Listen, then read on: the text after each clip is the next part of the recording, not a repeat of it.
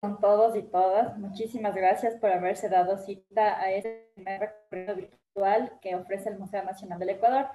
Para mí es grato compartir el de hoy este recorrido con mi compañero Pablo Isurieta, quien es mediador educativo del MAC, y él va a transmitir en vivo desde Guayaquil.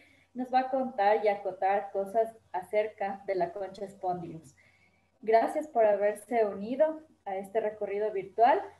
Esperamos igual que poder contestar todas sus preguntas y si tienen algún aporte que deseen realizar o tengan conocimiento acerca de la concha Spondylus y la hoja de coca, pues será bienvenido. Muchísimas gracias a todos y todas por estar aquí y agradezco también a Pablo, quien se ha dado cita el día de hoy para acompañarnos en este recorrido. Para empezar, me presentaré. Yo soy Alexandra Cárdenas, soy parte del equipo educativo del Museo Nacional del Ecuador y es un gusto para mí compartir con ustedes. Bienvenido, Luis. ¿Qué nos podrías contar acerca de... Bueno, es una concha o roja o color púrpura, violeta, que se encuentra, hay varias especies, bueno, al menos conozco unas 2, 3, en el Caribe hay, en el Pacífico. Pues en México, en toda Mesoamérica, se usó mucho como para hacer ornamentos y demás, e incluso se usaba para medio de comercio. Y en Sudamérica, bueno, fue importantísimo, es el famoso mucho para las ofrendas, ¿no? Entonces, que aparece allá hasta en las ofrendas en las montañas, fue llevada porque es un material muy valioso. Entonces, es un tipo de concha que se encuentra en las zonas de rompeolas. O sea, generalmente está a no menos de 7, 10 metros de profundidad, y además en zonas de mucha corriente, entonces no es fácil obtenerla. Entonces yo creo también de ahí su valor, ¿no? Y bueno, se asocia a la vida, al renacimiento, a la muerte, a muchas cosas, ¿no? Muchísimas gracias, Luis Alberto. ¿Alguien más tal vez que desee intervenir? Bueno, en el Museo Nacional del Ecuador nosotros tenemos una sala que justamente nos habla acerca del territorio, la economía y el trabajo desde las épocas precolombinas, la colonia y la república.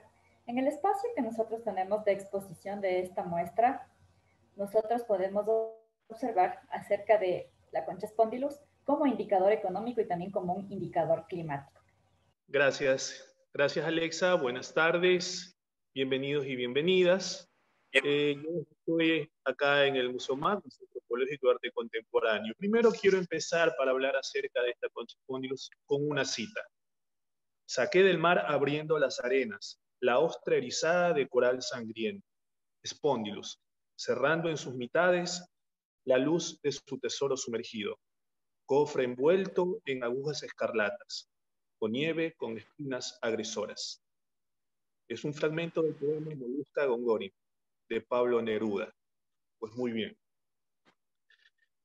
Como se mencionó anteriormente, la Spondylus es un objeto que era como una especie de divisa para adquirir mercancías en toda la América precolombina y también como un indicador sagrado. Aquí nosotros estamos viendo la famosa barba del Spondylus, con estos colores tan vivos y llamativos que dieron lugar a muchas leyendas y rituales. ¿Cuál es la importancia de esta Spondylus? ¿Ya? Muchas personas cuando vienen acá al museo nos hacen una pregunta muy recurrente cuando les comenzamos a hablar de que esta concha era como una especie de divisa, con lo cual se hacían los intercambios en toda la América precolombina. La pregunta es, ¿por qué esta concha tenía más valor que el oro y la plata? Que en la actualidad son indicativos económicos para nuestra sociedad y para los conquistadores también. La pregunta se la responde de la siguiente manera. Sencillo, el oro y la plata siempre van a tener un solo color, mientras que el Spondylus en sus dos variedades, la Princeps, que es esta, con colores que van desde el anaranjado fosforescente, rojo, carmesí, crema, rosado y tonos de amarillo y a veces café, esa mezcla de colores exóticos la hacían valiosa hacia los ojos de los pobladores del antiguo Ecuador y de la antigua América, por así llamar. Aparte, la dificultad a veces de conseguirla. Recordemos que este Spondylus suele estar en el fondo del mar entre los 4, 20, hasta en casos extraordinarios, hasta 60 metros de profundidad. Con lo cual, los recolectores tenían un cierto riesgo de exponerse a muchos peligros al tratar de obtenerla. También era sagrada, era respetada y venerada. ¿Por qué? Porque cuando las aguas comienzan a cambiar de temperatura, este Spondylus comienza a desprenderse de la roca marina, flotando en el mar. Muchas veces el mar se teñía de este color, de este rojo carmesí. Y los chamanes, sabios, sabían que este era indicativo de que ya se había cambiado la temperatura del mar y que iban a haber lluvias. Pues muy bien, ahora les quiero mostrar, ya que estoy dentro de la sala, los 10.000 años del antiguo Ecuador, que no solamente el Spondylus fue utilizada como moneda de intercambio, sino también para hacer objetos de poder que eran utilizados por las personas o grupos influyentes dentro de las sociedades. Tenemos un gran collar que tiene un dije con forma de pelícano. De este lado tenemos dos cajas yiptas. Inclusive podemos observar que una tiene su recogedor. Las famosas rucuyayas u ofrendas votivas que se dejaban en los entierros. Aquí podemos apreciar la diada o la rima entre el Spondylus y el viaje hacia el más allá. Así como los griegos tenían a Aqueronte para pasar el alma al otro lado del río Estigia, el alma tenía que llevar una moneda de oro para pagar su viaje a Puerto Seguro. Nuestros ancestros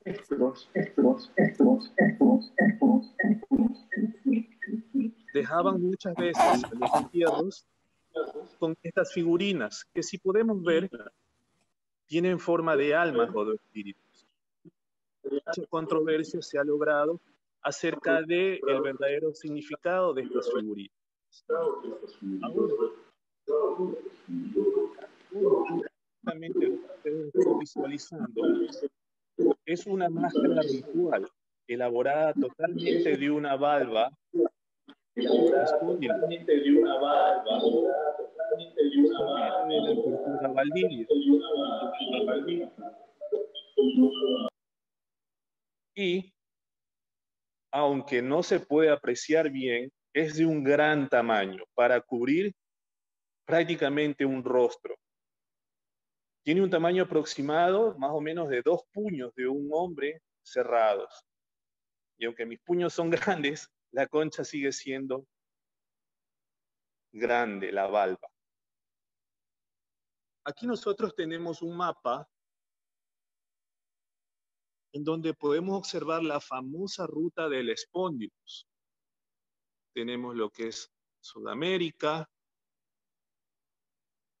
Y la particularidad de nuestra sala es de que podemos observar en las orillas, por así llamarlo, del mapa, diferentes dibujos del Spondylus en su estado natural, ovalada, con los colores llamativos y con puercoespines.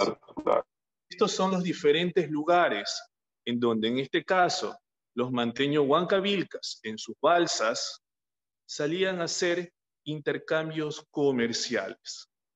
Los manteños huancavilcas salían en balsas que llegaron tan al norte, a lo que ahora es el Golfo de California, y al sur hacia lo que es la Patagonia chilena. Estas proezas, los manteños, las podían lograr en las famosas balsas. Aquí tenemos una réplica, modelo muy sencillo a escala, de esta balsa, en donde se traficaba y comercializaba por vía marítima Spondylus, también conocida como concha colorada por los conquistadores, y por los incas conocida como el muyu. Ahora, también en esta sala tenemos diferentes objetos que eran utilizados en la recolección del Spondylus, como un peso de buzo, que es esta piedra que tenemos aquí. Y del lado de acá vamos a poder observar dos valvas y una espondylus pequeña, totalmente pulida y trabajada. Aquí podemos observar esa gama de colores exóticos y encantadores que hacían de esta concha un deleite a la vista. También tenemos representaciones cerámicas de los recolectores y de los barqueros. Como les mencioné anteriormente, esta concha era una especie de medidor del tiempo de los cambios de temporada. Tan valiosa era que inclusive en los ajuares de los chamanes y sus tocados emulaban la forma de esta concha. ¿Cómo vamos a observar en esta parte de acá? Aquí tenemos varias figuras de chamanes pertenecientes a la cultura Bahía y Jamacoaque. Aquí podemos observar este tocado que tiene las famosas púas o espinas, tratando de emular a la espondylus en su estado natural. Así también el chamán que justamente está engullendo la yipta en su boca. Y del lado de acá también podemos observar otro tocado ceremonial más chamánico con forma del espondylus. Bueno, eso es todo lo que yo tengo que hablarles acerca de lo que es la concha espondylus, brevemente, dentro de la sala Los 10.000 años del Antiguo Ecuador. Creo que continúo con Alexa para que siga con su intervención. Muchísimas gracias, Pablo, por tu intervención. Muchísimas gracias por ampliarnos nuestra información. Y en este momento, pues les voy a compartir también la pantalla un poco más para comentarles acerca de cómo lleva a cabo la exposición en el Museo Nacional del Ecuador. Listo. Este es el espacio de la sala de exposición del Museo Nacional del Ecuador. Como les había comentado en un principio, está anclado al eje temático territorio, economía y trabajo. Como bien había comentado Pablo, pues aparte de ser un indicador económico, también fue un indicador climático. Y ahí nosotros en la pantalla podemos apreciar parte de los objetos realizados con la concha espondylus. Tenemos de estos expansores de orejas, tenemos de estos collares, una similitud de elementos que también ustedes pudieron apreciarlo en la exposición en vivo de la cual nos habló Pablo.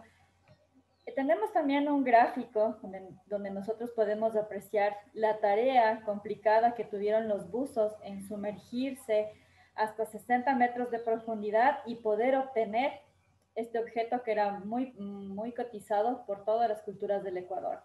Si hablamos de un comercio a larga distancia, quiere decir que no solamente se dio un intercambio interno en lo que hoy conocemos como el territorio ecuatoriano, sino también estas redes de comercio se ampliaron hacia varios territorios.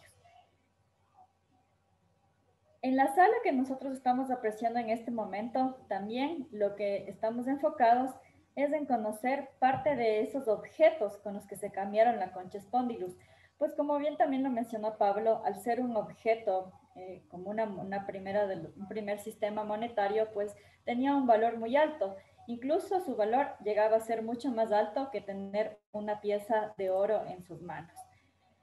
Se dice que los navegantes que estuvieron específicamente en la parte de la costa ecuatoriana, lo que hicieron es proveer a Chavín de Huantar, que está ubicado en el Perú, proveer de este material para poder realizar cierto tipo de intercambios comerciales.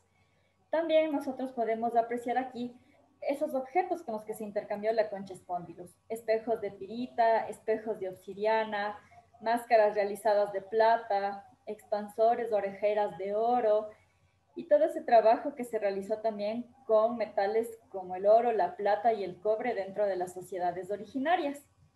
Ese es el aspecto más relevante de la concha espondylus. Su carne también sirvió como alimento para los dioses y específicamente era consumido únicamente por las élites. En la actualidad nosotros tenemos leyes que amparan o protegen la pesca de la concha espondylus, ya que se le considera como una especie igual en peligro de extinción. Sin embargo, podemos apreciar que en algunas partes de la costa ecuatoriana todavía se la utiliza para realizar ceviches de concha spondylus y también forma parte de la elaboración de objetos decorativos que son vendidos en las playas ecuatorianas, a pesar de haber una ley que lo prohíbe. Aparte de toda esa información que hemos hablado de la concha spondylus, también queríamos enseñarles que existió dentro de la época prehispánica otro objeto que también marcó el inicio de un sistema monetario. Y este segundo objeto es como la hoja de coca. Tal vez alguien ha escuchado acerca de la hoja de coca. Bueno, muy buenas tardes. Mi nombre es Segundo Flores. Trabajo como guía dentro del sitio arqueológico Ingapirca. Y bueno, he escuchado acerca de las hojas de coca. En el tiempo de los incas se utilizaba probablemente como para masticar por los llamados chasquis que llevaban los mensajes de un chasquihuasi a otro chasquihuasi. Entonces, hablamos mucho también de esta hoja de coca en nuestro sitio arqueológico en el momento que interpretamos la historia a nuestros visitantes. Muchísimas gracias. Como usted bien lo ha mencionado, pues el uso del consumo de la hoja de coca fue muy indispensable igual para aguantar las largas jornadas de trabajo, para mitigar la sed, para mitigar el hambre y también para aguantar las altas temperaturas donde se encontraba sembrada la hoja de coca. Este cambio vendría a ser un intercambio de comercio de corta distancia, ya que únicamente estuvo intercambiado entre las culturas que habitaron la costa, la sierra y también parte del oriente ecuatoriano. En este momento nosotros tenemos en la sala, en la pantalla que les estoy compartiendo, algunas representaciones de los chamanes, ya que la hoja de coca era masticada por los chamanes para que ellos puedan tener una conexión con el mundo de los ancestros. Específicamente la utilizaban en las famosas cajas de Yipta, que son las que están viendo en la pantalla. Tenemos una caja de Yipta con esta representación de un personaje recostado, pero también hay otras cajas de Yipta como la que les estoy presentando ahora, que es una caja de Yipta que está hecha igual de una concha. En esta caja de Yipta, que está acompañada por su espátula y por la tapa de la caja mismo, se colocaba la hoja de coca seca, que era macerada, junto a un poco de polvillo de la misma concha spondylus que tiene cal, y también ceniza, podría ser esta de un muerto, de un animal o de una planta.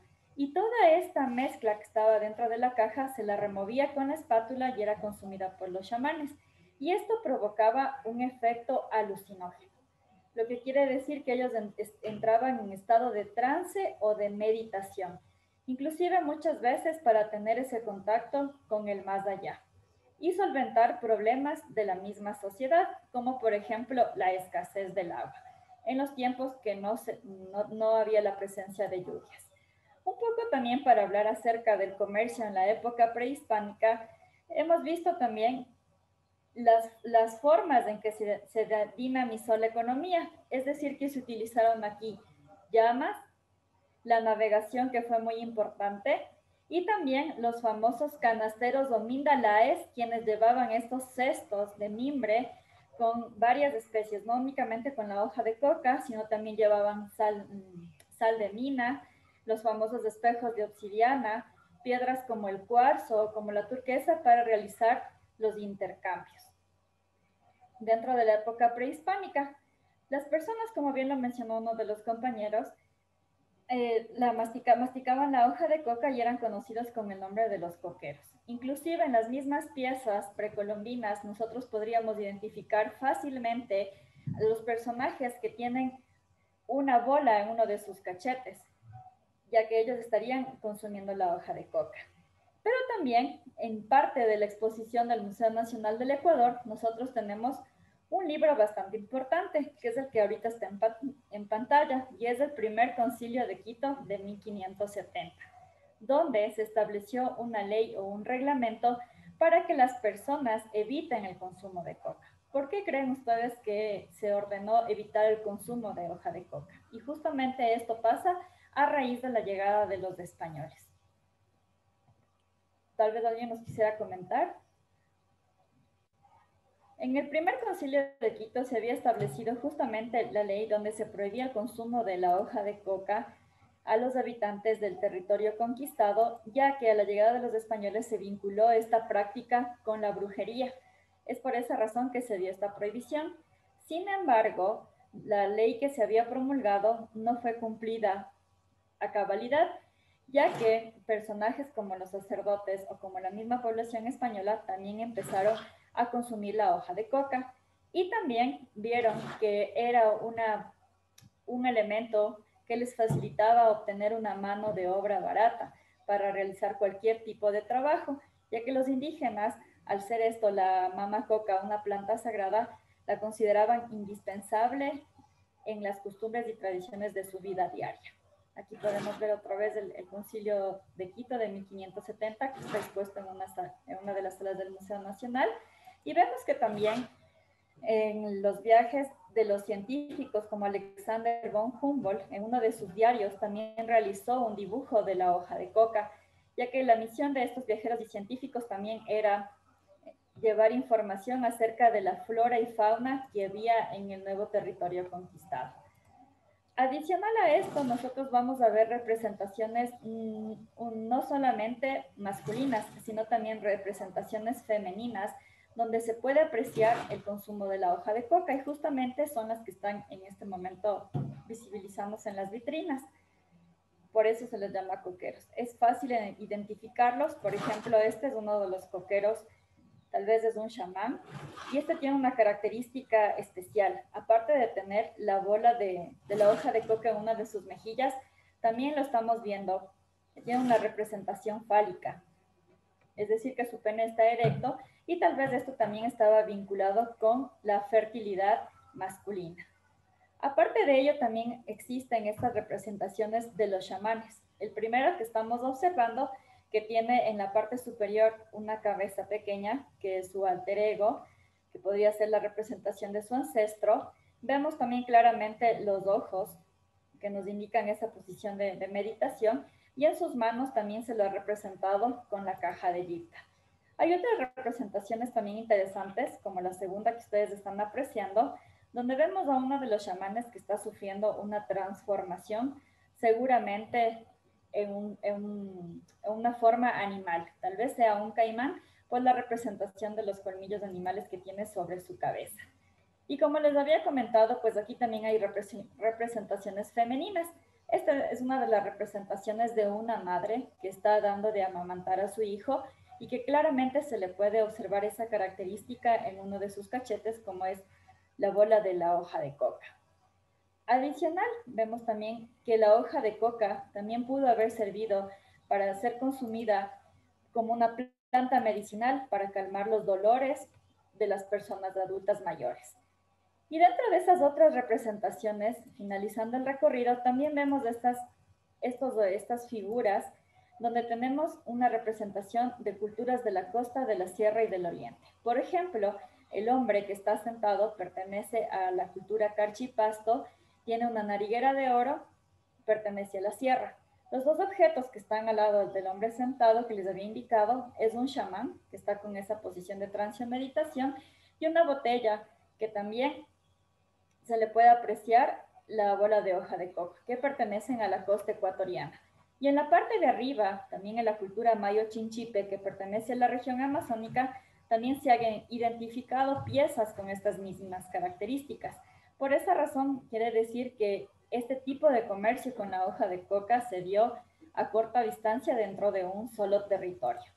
Adicional a esto, también cabe recalcar que no todas las culturas tuvieron ese acceso para sembrar la planta de coca o la hoja de coca, ya que se necesitaba tener tierras que estén cercanas a los valles. Y por ejemplo, en el caso de los señoríos étnicos, de los caranquis, de los otavalos y de los cayambis, se unieron para formar alianzas estratégicas, es decir, que se mandaban a distintos pobladores de esas sociedades a las tierras de los valles para que ahí puedan tener el sembrío de la hoja de coca. Adicional a esto, también les quería comentar que en un documento de inicios del siglo XVI, cuyo autor es desconocido, también se cuenta la complejidad en cultivar las hojas de coca, porque hay unos pasos muy interesantes. Se menciona, por ejemplo, que antes de las cosechas se tenía que retirar primero el fruto de la planta y luego se retiraban las hojas, porque esto evitaba que las hojas se humedezcan y le quiten su funcionalidad. El fruto contenía la semilla, la cual daba una nueva planta que se desarrollaría aproximadamente en 4 años y medio. La primera cosecha se la hacía por la parte de las hojas tiernas y delicadas, y posteriores cosechas pues ya se les realizaba en manojos. Las hojas eran llevadas al troje y ahí eran cautelosamente esparcidas para que se vayan secando a la sombra. No podía interferir un clima húmedo o mojar las hojas, porque esto pues ya malograba toda la cosecha de la hoja de coca. Y de ahí se les transportaba inmediatamente a zonas frías, si no pues podrían haberse descompuesto o haberse podrido con facilidad. Y específicamente en las regiones de altura pues se conservaban de mejor manera y se evitaba también una propagación de plagas o de gusanos para que malogre todos los cultivos que se habían dado en esa época. Aparte de eso, la hoja de coca, al igual que la funcionalidad de la concha spondylus, se la cambiaba con la saldenina, con los espejos de obsidiana, con los espejos de pirita, con el cuarzo y con otro tipo de especies que desarrollaban toda esta economía, pero a corta distancia. Tal vez, no sé si tienen alguna pregunta para mí o para Pablo, pues estaremos nosotros gustosos de poder contestar. Hola Alexa, ¿qué tal? Habla Verónica Chirinos. Muchas gracias. Solamente quería consultar justo en relación a la pieza que estamos viendo en este momento con una representación. Es una persona que está sentada y tiene... ya la cambié. Era sobre la pieza de la representación que tiene una persona sentada y me parece que tiene una banda digamos, en el pecho, en el torso, con una greca escalonada. No sé si podríamos volver a ver esa imagen, si fuese posible, esa de ahí. Y quería preguntarte particularmente sobre esta pieza, ¿qué filiación cultural tiene? Ya, esta pieza pertenece a la cultura Carchi-Pasto. Específicamente estas piezas con estos tatuajes corporales que tú ves ahora, esta banda, ¿no? Que la cruza parte de su dorso. Específicamente los tatuajes estaban realizados a las personas más importantes dentro de las sociedades originarias. No todas las personas tenían estas características como podría tener este personaje aquí representado, inclusive por el mismo hecho de tener este tipo de ejemplificación de orejeras hechas en oro, o también como la pieza que tú ves al lado tiene unos aretes, unas orejeras que están hechos en concha spondylus. Entonces eso nos hace referencia hacia que la persona representada en esta figura es una persona de poder. Muchas gracias, Alexa. Sí, Alexa, si puedo. Me interesa mucho lo que estaba explicando de la hoja de coca que se tiene que cultivar en un lado, pero luego secar en otro y conservar en un tercero, que implica que debe haber como que una coincidencia entre varios espacios ecológicos. Pero me decía, se cultiva en los valles, pero no me queda muy claro porque pues no conozco la región. ¿Son valles de costa, son valles de tierra intermedia o ya son valles serranos? ¿O en cualquier valle? Muchísimas gracias. Específicamente lo que menciona Santiago Ontaneda en su texto de investigación acerca del sistema de comercio de la hoja de coca, menciona que el valle tiene que tener una temperatura cálida. Un ejemplo de ello, lo que él menciona, es que, por ejemplo, los caranquis tenían un espacio de territorio en el valle de Pimampiro, que es la frontera entre Calchi e Imbabura. Este valle de clima cálido, de clima abrigado, es donde se podía cultivar la hoja de coca. Pero claro, después de cosechar y de cultivar todas las hojas, se tenía que llevar a otro tipo de temperatura, a otro tipo de territorio, especialmente que esté ubicado en las alturas, para que las hojas puedan conservarse durante varios meses. Caso contrario, si es que se quedaban en el mismo valle con esta temperatura abrigada o cálida o caliente, las hojas podían podrirse y malograrse toda la cosecha.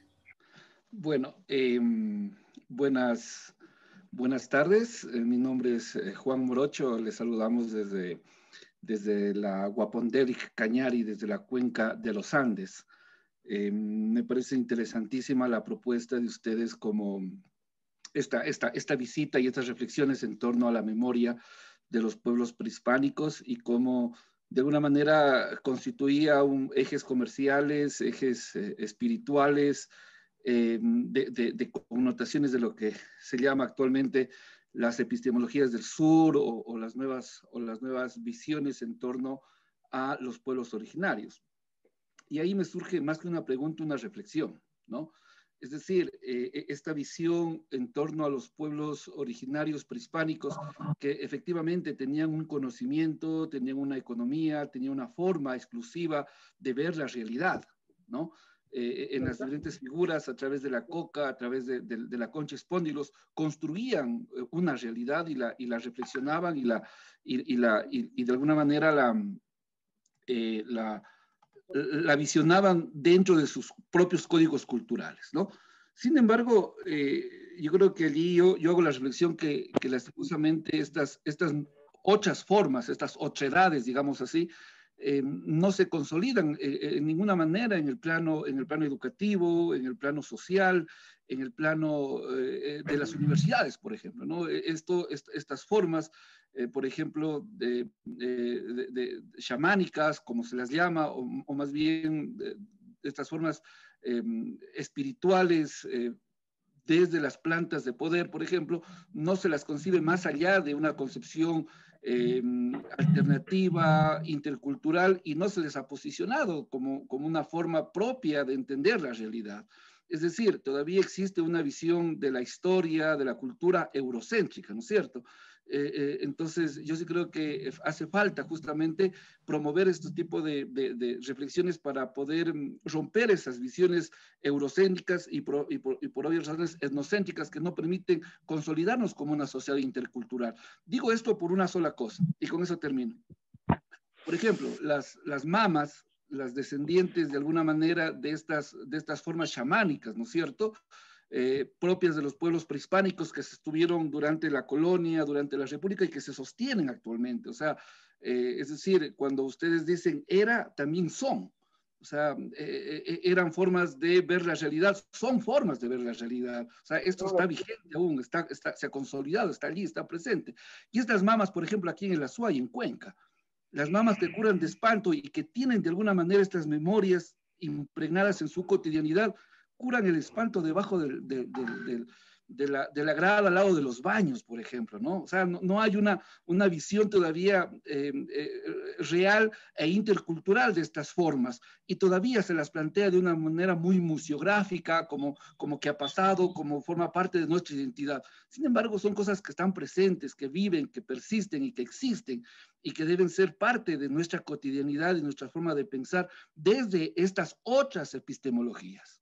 Muchas gracias, solamente ese comentario. Felicidades por el espacio. Muchísimas gracias, Juan. Y lo que tú mencionas, pues tiene totalmente que ver con la exposición, porque esta exposición, aparte de abordar la parte histórica, también hace una relación con el presente. Y es en el caso, por ejemplo, de cuando se utiliza el strombus o el caracol, la caracola que se utiliza todavía en el momento de una celebración de las fiestas del Inti Raymi, que también es otro indicador marino para llamar a la lluvia. Entonces, esas relaciones también que tienen que ver de pasado y con presente están vigentes dentro de esta propuesta que tiene las salas de exposición del MUNA. Y también aquí hacemos la reflexión acerca de lo que tú dices. ¿Qué es lo que pasa con todo este conocimiento o estos saberes ancestrales que todavía siguen en la práctica, en la vida cotidiana de todas las comunidades, inclusive hasta que son adoptadas dentro de las ciudades? Porque todavía, si no vayamos muy atrás, pues todavía hay las limpias, por ejemplo, que se hacen las personas, como tú lo mencionaste, ¿no? Cuando curan del espanto, o como todas estas personas que tienen todos estos saberes ancestrales del uso de cada una de las plantas que están dentro del territorio donde están habitando. Entonces también es muy valedero tu comentario y muchísimas gracias igual por tu aporte. Tal vez, Pablo, si tienes algo más que acotar acerca de todo lo que hemos visto, ¿tienes algún comentario? Bueno, sí, desearía hacer un pequeño refuerzo de lo que se habló hace poco y sobre todo de la labor que tenemos los educadores de museos para transmitir estos conocimientos que si bien no son de mucha expansión en la modernidad, todavía se tienen ciertos rasgos. Por ejemplo, yo que estoy aquí en la sala Los 10.000 años del antiguo Ecuador, cuando muestro lo que es la parte de la figurina Valdivia, que es esta parte de aquí. A ver, vamos a acomodar esto. ¿Ya? Siempre hago referencia a que estas figurinas, en muchos casos, eran utilizadas en rituales de curación, en donde a la figura, el curandero, le partía la parte que le dolía a la persona o donde tenía la afección o dolor físico la persona de carne y hueso. Cuando yo explico esto, mucha gente relaciona eso al ritual de pasar el huevo o curar del mal del ojo del susto. Y hay ese diálogo entre visitante y guía y nos ponemos a hablar acerca de cómo esta tradición ya se la conocía desde la época de Valdivia, me refiero al ritual, y que poco a poco cambió y se transmitió de una generación a otra, ¿ya? Para tener una relación con estos rituales. Otra cosa que más hablo acerca de lo que es, en este caso, Valdivia. Poca gente sabe que Valdivia, aparte de tener contactos comerciales dentro de lo que ahora conocemos como Ecuador, también tenía contactos comerciales con otras etnias fuera del territorio, es decir, con Mesoamérica.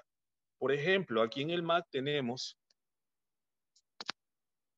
estas curiosas piezas de este lado, estas tablillas de piedra, ustedes pueden ver ahí que son los cosmogramas utilizados para guiarse a través de las estrellas. Son de una muy compleja lectura. Y lo más especial, justamente lo que estamos observando, que es un vaso elaborado en jadeíta. La jadeíta tiene una característica, solamente se la encuentra en 2 lugares en el mundo, en China y en lo que ahora conocemos como Guatemala. Saquemos de la ecuación China.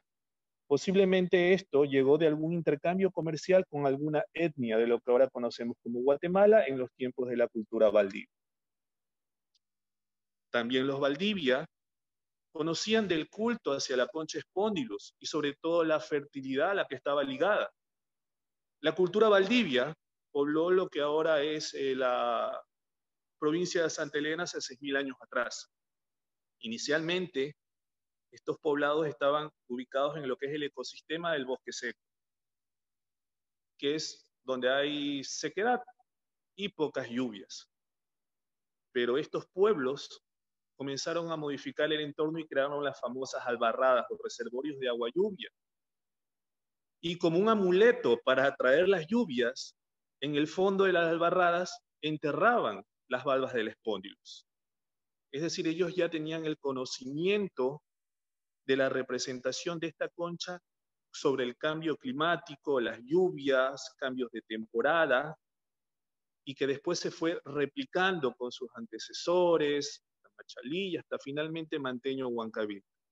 Todo esto ligado a la famosa liga de mercaderes.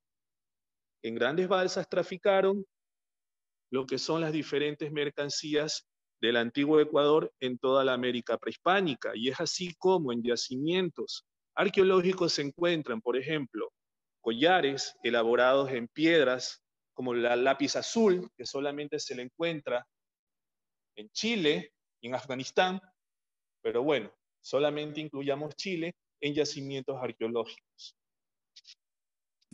Todo esto se lo enseña brevemente en los museos, ya que yo considero que el museo, con su mediador, son los responsables de transmitir este conocimiento a las nuevas generaciones, ¿ya? por lo cual nuestro trabajo es de mucha valía. Eso es todo lo que tengo que decir. Muchísimas gracias, Pablo. Y claro, nuestro deber como mediadores está pues en propiciar un diálogo y crear una reflexión acerca de los eventos que han pasado, de los hechos históricos que tenemos dentro de nuestro territorio. Si me permite, tendría dos preguntas para Pablo, se llama, ¿verdad? Sí, Pablo, que acaba de hablar. Una es que me acabo de enterar, y tiene pocos años, que también hay otra fuente de jadeíta en el ámbito americano, en el Caribe. No me acuerdo si es Cuba o Puerto Rico, pero encontraron yacimientos de jadeitas geológicas y hay algunas piezas arqueológicas que resultan ser de ahí, entonces sí se explotaba desde la época prehispánica. Estoy completamente de acuerdo que lo más probable que la pieza que tengan ustedes por la vertiente pacífica debe haber llegado probablemente desde Guatemala, no desde el Caribe, pero para que tenga contemplado que sí acaban de descubrir otros yacimientos americanos. Y la otra es una pregunta sobre la península de Santa Elena, que es conocida desde la antigüedad y seguramente muy explotada desde la colonia por sus yacimientos y afloramientos de bitumen. El bitumen me interesa particularmente por mi investigación y me pareció ver en las imágenes que mostraron tanto usted como Alexa que había algunas piezas que están pintadas de negro, entonces no sé si esos son pinturas de bitumen y cuál sería la fecha más temprana de la utilización arqueológica de bitumen en las culturas de Ecuador. Ya, muy bien. En lo que corresponde a lo que es la espondilus y los intercambios, bueno, es que tanta información a veces me desconcentro ya. En lo referente a lo que es la jadeíta, tiene toda la razón. Se han encontrado yacimientos o explotados donde usted indicó, en lo que ahora es Cuba, Puerto Rico. Muy bien. Sobre todo porque la arqueología es una ciencia que todavía sigue investigando. ¿Ya? Es más, todavía hay estudios, por ejemplo, de la cultura San Pedro, que se cree que es más antigua que Valdivia, pero todavía está en estudios, ¿ya? Debido a que la cerámica es un poco más antigua que la conocemos de Valdivia. Y aún así, siguen demasiadas cosas saliendo a la luz. Algo que tengo que recalcar sobre lo que es la tarea del mediador es que a veces, por ejemplo, cuando vienen visitantes y ven, por ejemplo, platos Valdivia, que los platos de Valdivia es solamente cerámica, nada más, no tiene coloración ni nada, es muy sencillo. Al ver platos en Valdivia, significado que comían alimentos calientes líquidos o líquidos en platos. Y cuando yo les digo a los visitantes de que estos alimentos eran consumidos con cucharas, se quedan impactados. Y efectivamente, Valdivia conoció una protocuchara, que eran las valvas de las conchas que las utilizaban para este final. ¿Ya? Entonces, todo esto se retroalimenta a lo que es el imaginario popular de saber de que desde hace 6.000 años atrás habían conocimientos de cómo comer, de organización social que se fue complejizando poco a poco hasta llegar a la gran sociedad manteño-huancavilca desde un comienzo hace 10.000 años atrás. Ahora, referente a la coloración de las cerámica, especialmente del color oscuro, ¿ya? Eso lo tenemos más presente en la cultura manteño-huancavilca. Estamos hablando hace 2.000 años atrás. Aquí podemos observar a este hombre con sus narigueras, orejeras y un tocado. Con esto nosotros le damos sentido a estas grandes piedras de basalto que son conocidas como hachas ceremoniales que tenemos aquí, que eran símbolos de poder o de prestigio. ¿Ya? Muchas veces visitantes que vienen acá y ven estos objetos piensan que eran objetos increíbles como tablas de picar, hachas para cortar, pero si nos percatamos, estas hachas no tienen filo. Así que para darle sentido a la explicación de que eran hachas ceremoniales, nos valemos de este incenciario en donde está un hombre sujetando hacia él una de estas piedras como sinónimo de poder, de valía o de prestigio. Aquí podemos ver la cerámica manteño-huancavilca, que se caracterizaba por este color oscuro, que era producto de la mezcla de diferentes materiales, y en la precocción esta cerámica era expuesta al humo de una hoguera o se la pasaba por lo que es ceniza. Aquí seguimos viendo más objetos de la cultura manteño-huancavilca, y la característica a veces de esta cultura, de sus grandes piezas cerámicas, es de que los visitantes, al ver estos colores oscuros, con algunas tinturas iridiscentes, piensan de que no es cerámica, sino que piensan que es bronce, pero es cerámica, debido a los acabados de los alfareros de la cultura manteño-huancavilca. Bueno, puedo acotar algo a lo que explicó Alexa, es de que también desde épocas muy tempranas la Spondylus fue símbolo de fertilidad, no solamente con la semejanza, en este caso de la vulva femenina, su color rojo sangre, su brillo y su exótica forma, sino porque su presencia estaba vinculada al calentamiento del agua del océano, tal cual como explicó Alexa, anticipaba la época de lluvias, lo cual le otorgó esa dimensión simbólica asociada a la fertilidad. Recordemos que una buena época de lluvia significaba que las cosechas no se iban a perder, y si las cosechas no se perdían, significaba que el pueblo no iba a pasar. Deja pasar el agua. ¿Ya?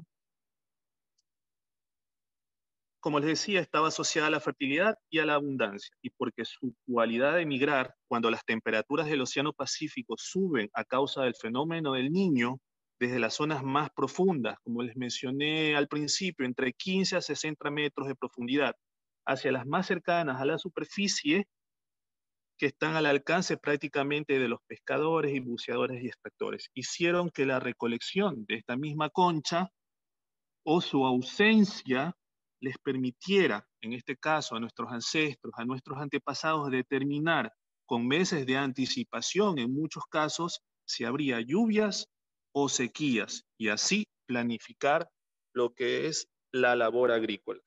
Gracias, Pablo. Sí, tenemos otra pregunta de David Garate.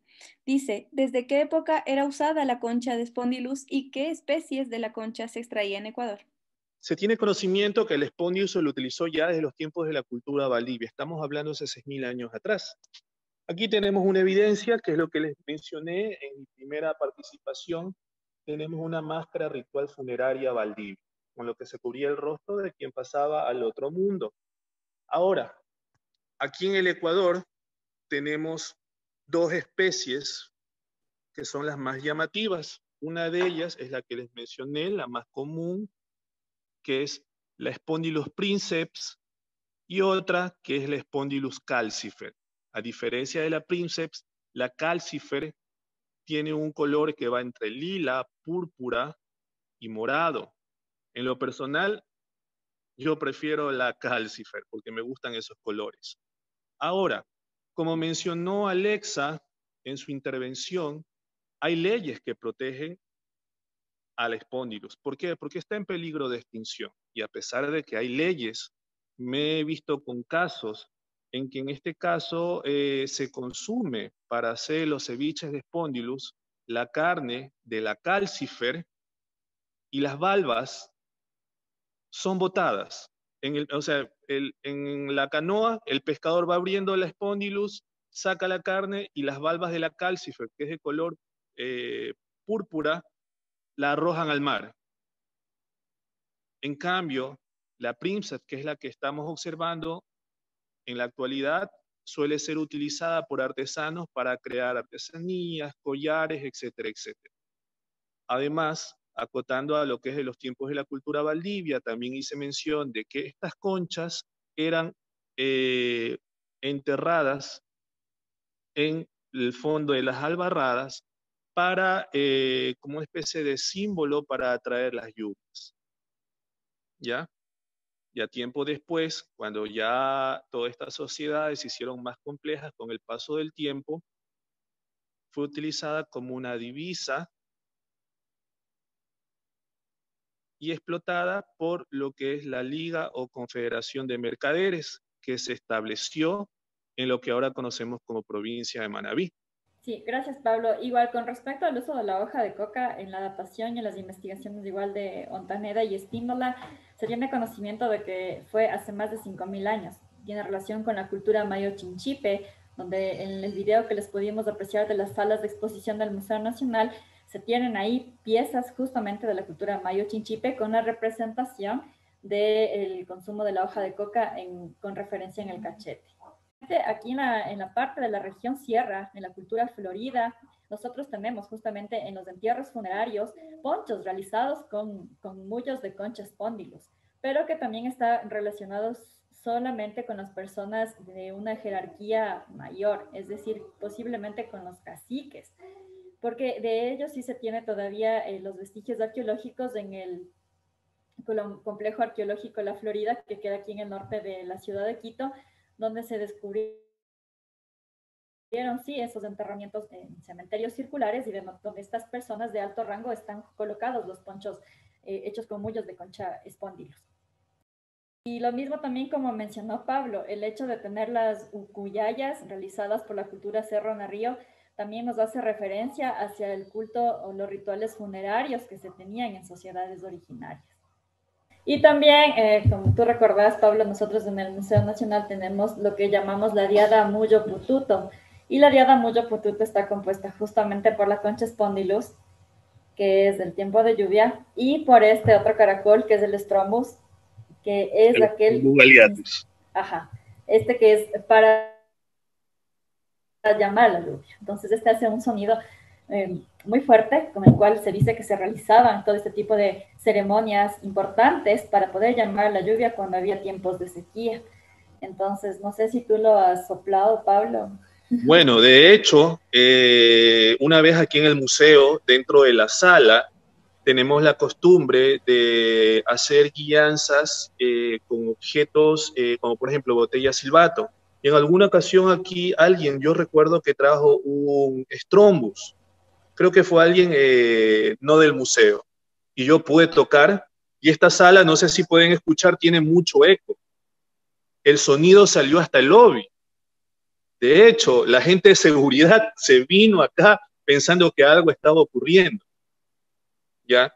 Y justamente, bueno, también se explica aquí que debido a la diada Spondylus femenino, Strombus masculino, ¿ya? Esto, en este caso, el Strombus era la especie de trompeta en el cual en muchos casos, como estamos viendo aquí en estos momentos, marcaba la apertura y la clausura de los grandes mercados regionales. También eran utilizadas para llamar a reuniones, en este caso en las aldeas. ¿Ya? Y aquí tenemos una particularidad, estamos viendo algunos Strombus realizados por la madre naturaleza. En este caso son estos dos que tenemos aquí, mientras los que estamos viendo alrededor ya son representaciones cerámicas. En este caso de la cultura bahía. Es lo que tengo que decir. Sí, nosotros igual como tú mencionas, pues del momento de hacer la mediación en salas, que es lo que nos gusta hacer, también tenemos parte de los objetos de una maleta mediadora, y en esta maleta mediadora justamente está lo que tú mencionas, la trompeta con la que se hacían estos rituales para llamar a la lluvia. Entonces yo me tomé mucho tiempo aprender igual a tocar esto, porque no es nada fácil. Es verdad, hay que tener buenos pulmones. Sí, buenos pulmones y una buena caja de resonancia para poder soplar, pero no les vamos a dejar con las ganas y trataremos en lo posible de que ustedes escuchen el sonido que emite pues este caracol.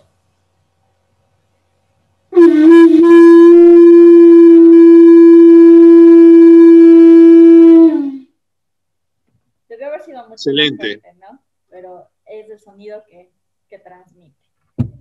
Hay otra pregunta de Carlos Guillermo López. ¿Por qué mezclaban coca con cal o cenizas de plantas como el yarumo?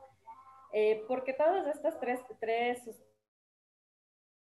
sustancias mezcladas en la caja de Gita, según lo mencionan las investigaciones de Andrés Gutiérrez Usillos, pues provocaban ese efecto alucinógeno. La misma hoja de coca con la cal y con la ceniza, pues les provocaba el efecto alucinógeno. Es por esa razón que se mezclaban los tres elementos. Ya, muy bien. Referencia si había como una especie de armada, como una especie de ejército, armada naval, como me están diciendo. Bueno, como tal, en la concepción de una armada moderna, no podríamos asegurarlo, pero se sugiere de que en este caso la Gran Confederación de Mercaderes tenían flotas, en muchos casos que eran comerciales, las cuales iban pertrechadas con diferentes tipos de mercancías y obviamente se llevaba lo que era armamento, o sea, armas, por así decirlo, para protegerse. Pero en muchos casos estas rutas de comercio marítimo, bueno, podemos decir de que en ese tiempo no hay una certeza, así por así decirlo, de que haya existido la piratería tal cual la conocemos actualmente. Pero existía una flota, pero de balsas que eran más utilizadas para el tráfico de mercancías y comercio, que llevaban armas. De hecho, está la crónica de esta nave que fue capturada por Bartolomé Ruiz, y hablan de la mercancía que se encontró, que fueron aproximadamente 30 toneladas, entre el cual los nativos protegían con mucha bravía el muyu o la concha colorada para los conquistadores. La defendían empuñando lanzas, pero bueno, se vieron doblegados ante el poderío y sobre todo la apariencia física de estos hombres blancos y barbados. Eso es lo que yo les puedo decir acerca de la pregunta que me acabaron de hacer. Un abrazo acá desde Guayaquil para todos. Gracias. Muchas gracias, Pablo. Gracias, a ustedes. Gracias a todos. Muchas gracias.